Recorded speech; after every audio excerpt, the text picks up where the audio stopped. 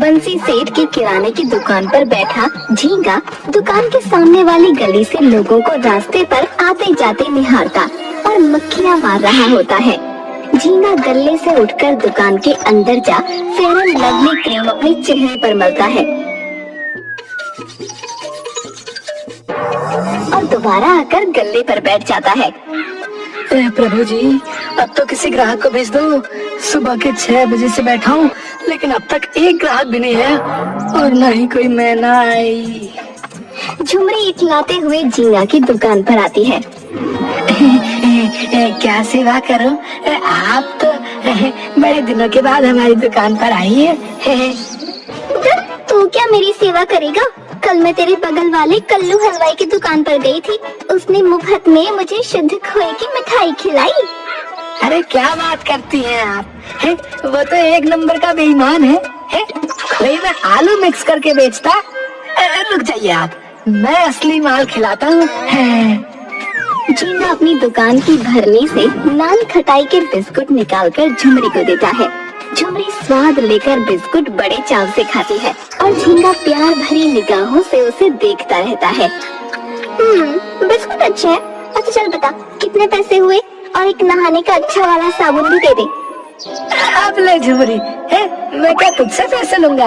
राम जी सच कहता हूँ, ये मेरी दुकान नहीं है, नहीं तो मैं सारी दुकान तुझे खिला देता हूँ। क्या? झींगा झुमरी की ओर निहारते हुए अलमारी से निकालकर झुमरी को साबुन देता है। ये लो तुम्हारे नहाने का साबुन। इस साबुन से नहाते ही तुम्हारा चेहरा टमाटर की तरह लाल लाल हो जाएगा। झींगा और झुमरी दोनों आंखों ही आंखों में नैन मटक्का कर रहे होते हैं। उसी वक्त दुकान के मालिक बंसी सेठ दुकान पर आते हैं। झींगा, ये क्या हो रहा है? कुछ नहीं, मैं तो नहाने का साबुन दे रहा था। अबे गधे, ये नहाने का नहीं, बर्तन साफ करने का साबुन है जो तू इसे दे रहा है। क्या कहा आपने? बर्तन साफ करने का साबुन? तुम मुझे बर्तन साफ करने का साबुन नहाने के लिए दे रहे थे? बंसी सेठ झींगा के हाथ से साबुन लेकर अलमारी में रखे हुए नहाने के साबुन से बदलकर झुमरी को देता है। ले बेटी, और जा, जब मैं रहूं तभी आया कर सामान लेने, नहीं तो ये गधा तुझे कुछ भी उल्टा सुल्टा सामान पकड़ा देगा। ठीक है चाचा, मैं चलती हूँ। बेटी पैसे। चाचा, ये झींगा तो बोल रहा था पैसे देने की जरूरत नहीं है। अब नहीं बेटी, पैसे तो देने होंगे, नहीं तो ये दुकान कैसे चलेगी। ठीक है चाचा, ये लो पैसे। झुमरी बंसी सेठ को 10 का नोट देती है और दुकान से चली जाती है। बंसी सेठ दुकान से झाड़ू लेकर झींगा के पास आता है। क्यों बे गधे की औलाद है? दुकान क्या तेरे बाप की है जो तू सबको फ्री में सामान बांट रहा है? मालिक, सबको कहा, सिर्फ झुमरी को फ्री में सामान दे रहा था। बाकी सबसे तो पूरे पैसे लेता हूँ मैं। अबे लगता है तू मेरी दुकान इस मोहल्ले से बंद करवाएगा, लेकिन मैं ऐसा नहीं होने दूंगा। रुक जा, तेरी खबर लेता हूँ, रुक। बंसी सेठ झींगा को झाड़ू से मारता है। फिर बंसी सेठ झाड़ू को एक कोने में फेंककर दुकान के गल्ले पर बैठ जाता है और गल्ले पर पड़ी कुछ रसीदों को उठाकर देखता है। अबे गधे, ये फेयर एंड लवली की क्रीम कब आई रे? दुकान में तो नजर नहीं आ रही है। मालिक, वो सारी बिक गई। अरे वाह, क्या बात है, एक ही हफ्ते में आधी दर्जन क्रीम इस मोहल्ले में बिक गई। वाह वाह वाह वाह। जी जी जी सेठ जी। बंसी सेठ झींगा के चेहरे की ओर बड़े गौर से देखता है। अरे झींगा, अभी कुछ दिन पहले तक तेरा चेहरा काले जिन की तरह लग रहा था, पर आज ये काफी चमक रहा है। ये कैसे हुआ?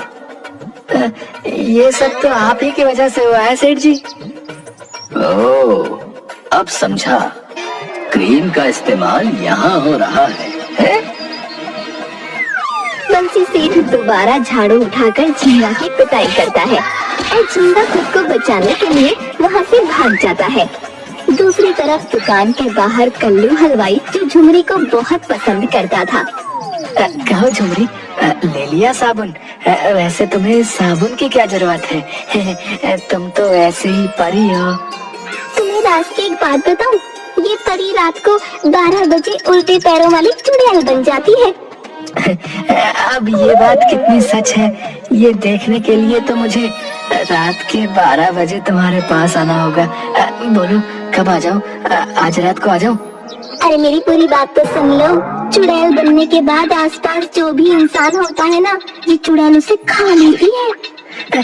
तुम एक बार सेवा का मौका तो दो, मैं तो उसके लिए भी तैयार हूँ। लेकिन मुझे सड़ी हुई चीज पसंद नहीं, इसलिए तुम्हारा नंबर आज क्या कभी नहीं आएगा। गुस्से में अपने घर चली जाती है। झुमरी के घर पर हरी अपनी माँ और पिताजी के साथ कुर्सी पर बैठा होता है और झुमरी की अम्मा हाथ में पंखा लेकर उन्हें हवा कर रही होती है। कमरे में बिजली नहीं होती। आज ही इस बिजली को जाना था, कमबख्त गर्मी बहुत पड़ रही है। सही कहा आपने, अब तो ऐसा लगता है जैसे गर्मी नहीं आग बरस रही है। तभी कुछ औरतें झुमरी को दुल्हन की तरह तैयार करके वहां लाती हैं और हरी के सामने वाली कुर्सी पर बिठा देती हैं। बेटा झुमरी, हरी को चाय दो। हाँ माँ, देती हूँ। झुमरी केतली से निकालकर चाय हरी और उसकी माँ और पिताजी को देती है। झुमरी बेटा, तुमने बहुत बढ़िया चाय बनाई है। हमारी झुमरी में कई गुण हैं। हमारा हरी भी बहुत गुणी है, ये गाना बहुत अच्छा गाता है। बेटा सभी को अपना गाना और चम्मच छल्लो वाला सुनाओ तो सही। अरे लेने दो मामा। हरी के बोलते ही सबकी नजरें हरी पर होती हैं। सुनाना बेटा, कितना अच्छा गाता है तुम। अत्ता तो सुनाता हूँ। ओ तम्मतल्लो, ओले ओ तम्मतल्लो, ओले ओ। उसी वक्त बिजली के आ जाने से तेज पंखा चलने लगता है और हरी के सर पर लगा हुआ विग उड़कर झुमरी के हाथ में आ जाता है। सभी आश्चर्य से हरी की ओर देखने लगते हैं और खुद की हंसी को रोक नहीं पाते। हरी जल्दी से अपना विग झुमरी के हाथ से लेता है और वहाँ से भाग जाता है। उसके पीछे उसके माँ बाप भी दौड़ते हैं। अम्मा, तुम्हें मेरी शादी करने के लिए गंजा मिला क्या? मुझे माफ कर दे बेटा, मुझे क्या पता था कि वो गंजा है। जब हम लखनऊ तुम्हारे मामा के घर शादी में गए थे, वहीं पर इस गंजे की माँ से मेरी जान पहचान हुई थी और ये गंजा भी तो वहाँ पर था।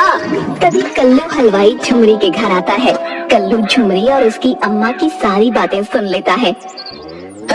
अम्मा बाहर आओ। आई, लगता है कल्लू आया है, मैं उसके पैसे देकर आती हूँ अभी। हाँ बेटा, ले तेरे पैसे। अरे अम्मा, तुम भी कैसी बातें करती हो। एक तरफ तो बेटा बोल रही हो और दूसरी तरफ पैसों का हिसाब लेकर बैठी हो। तभी अंदर से झुमरी आती है। तो यहाँ पैसे लेने नहीं तो क्या हमारा हाल पूछने आया है? मैं तो इधर से गुजर रहा था तो सोचा अम्मा का हाल चाल पूछ लो। तू अपनी बकवास बंद कर और मुझे सब पता है तू यहाँ क्यों आया है। अरे झुमरी, तू अंदर जा, मैं अभी आती हूँ। कल्लू, ये ले बेटा तेरे पैसे। अम्मा मुझे माफ करना, लेकिन मैंने तुम्हारी और झुमरी की सारी बातें सुन ली। वैसे तुम्हें झुमरी की शादी के लिए इतना परेशान होने की क्या जरूरत है? अपने यहाँ भी तो कितने अच्छे अच्छे लड़के हैं और फिर झुमरी तो देखने और सुनने में भी अच्छी है। तुम आसपास इसके लिए रिश्ता क्यों नहीं देखती? लड़की पास रहेगी तो तुम्हें भी सुकून रहेगा। आसपास कहाँ है लड़का बेटा? मुझे तो कोई दिखता ही नहीं अपने यहाँ। यहाँ तो सब लफंगे भरे पड़े हैं, इसीलिए तो मजबूरी में इसका ब्याह दूर देख रही हूँ। अरे अम्मा, बहुत आसपास, तुम्हारे बिल्कुल पास में। ध्यान से देखोगी तो जरूर दिखेगा। अरे कहाँ पास में कह रहा है तू? कहीं ये बाजू में शर्मा जी के बेटे के बारे में तो बात नहीं कर रहा? वो तो एक नंबर का नशेबाज है, सारा दिन सिगरेट का नशा करता है। नहीं नहीं अम्मा, तुम भी कैसी बातें करती हो। क्या मैं अपनी झुमरी के लिए ऐसा सोचूंगा? इतना पास नहीं, थोड़ा सा दूर। अच्छा लड़का हो, खुद का काम हो, जैसे कोई दुकान हो। अरे कौन है? मुझे तो कोई दिखता ही नहीं बेटा, क्या जाने क्या लिखा है इसकी किस्मत में। तभी झुमरी फिर बाहर आती है। तू गया नहीं अभी तक? क्या मेरी चप्पल खाकर जाएगा यहाँ से? माफ करना बेटा, थोड़ा गुस्से में है आज, मैं तुझसे बाद में मिलती हूँ। हाँ अम्मा, कोई बात नहीं, इसकी बातों का क्या बुरा मानना भला है? कोई अपनों की बातों का कोई बुरा मानता है? और फिर ये तो मेरी अपनी है। तू चाहता है कि मैं अपनी चप्पल निकालूं? अम्मा मेरी बात पर गौर करना है ना। अपने आसपास तुम जरूर देखना है ना, दिखाई देगा तुम्हें। है तू निकल रहा है कि नहीं? कल्लू वहाँ से चला जाता है। अरे तू क्यों उसको ऐसे गालियाँ देती है? कितना भला तो है बेचारा, आते जाते खैर खबर लेता है। आजकल के जमाने में कौन किसको पूछता है। अम्मा तू बहुत भोली है, इनकी बातों को नहीं समझती। हाँ तू तो बड़ी समझदार है, चला बैठ मेरे पास। झुमरी अम्मा की गोद में सर रखकर बैठ जाती है और उसकी अम्मा उसके बालों में अपना हाथ फेरती है। अम्मा एक बात कहें? बोलना बेटा, क्या बात है? अम्मा अगर आपको ठीक लगे तो क्या हम अपनी शादी की बात खुद चलाएं? कहाँ?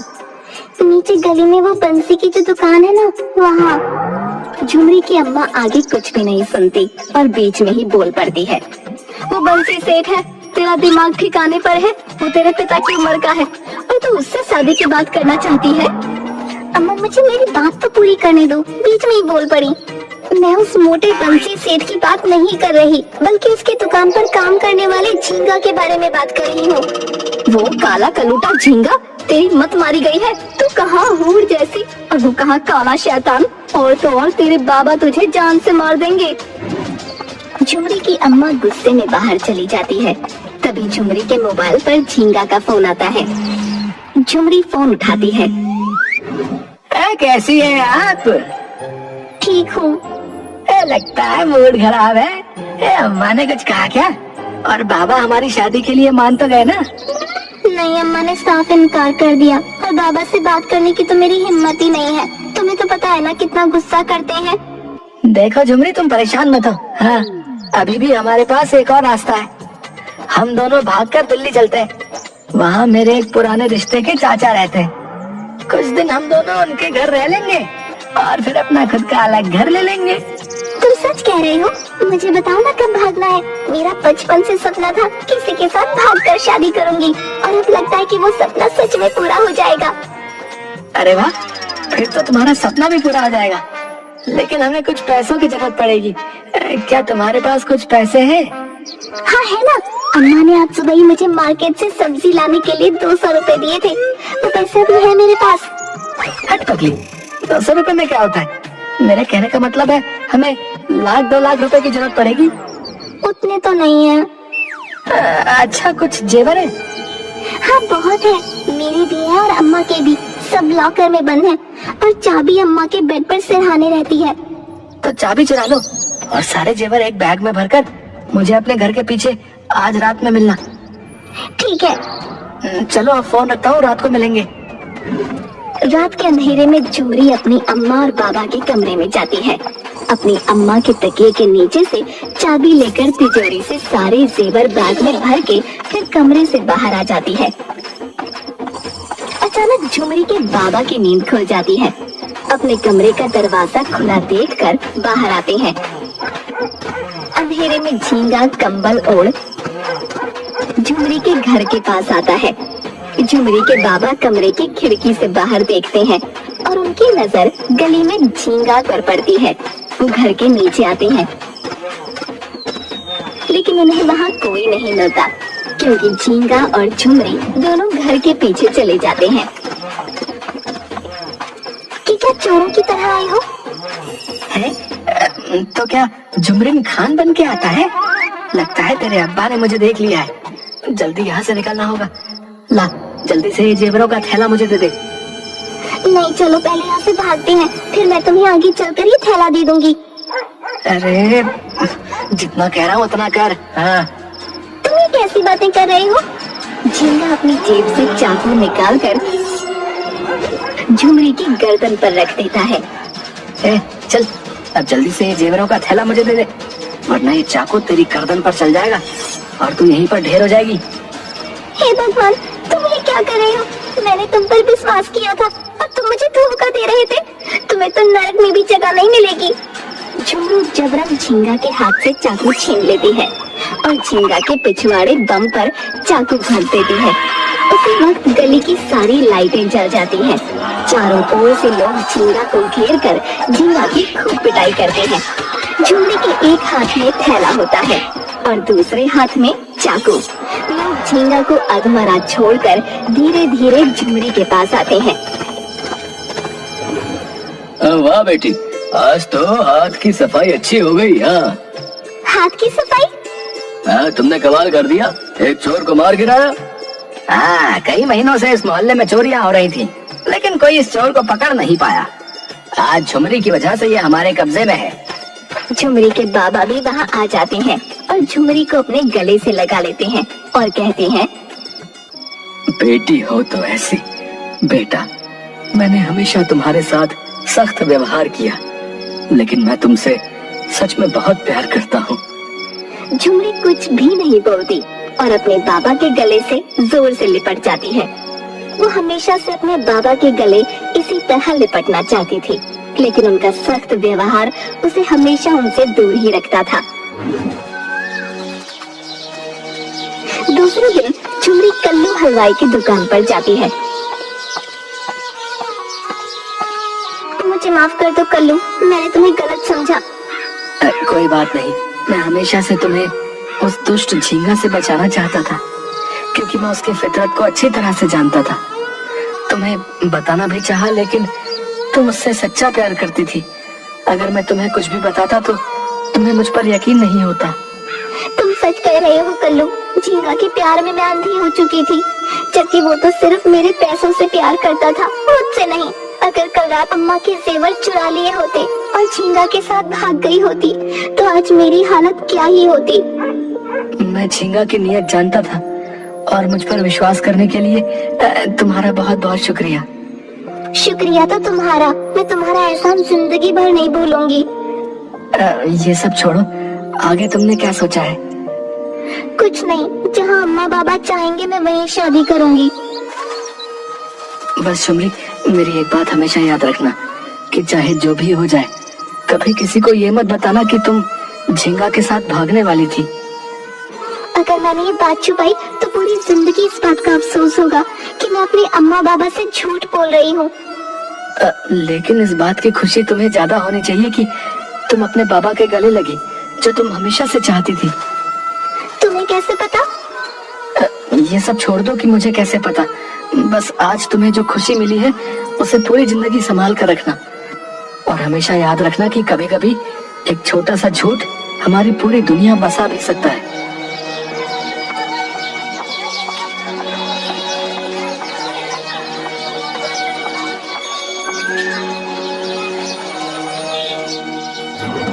झुमरी के अम्मा बाबा ने झुमरी की शादी कल्लू हलवाई से कर दी और वो दोनों खुशी खुशी अपनी दुकान चलाते और झुमरी अपने अम्मा बाबा की नजरों के सामने ही रहती। तो दोस्तों, ऐसी ही अनोखी और रसभरी कहानियाँ देखने के लिए हमारे चैनल को सब्सक्राइब करें।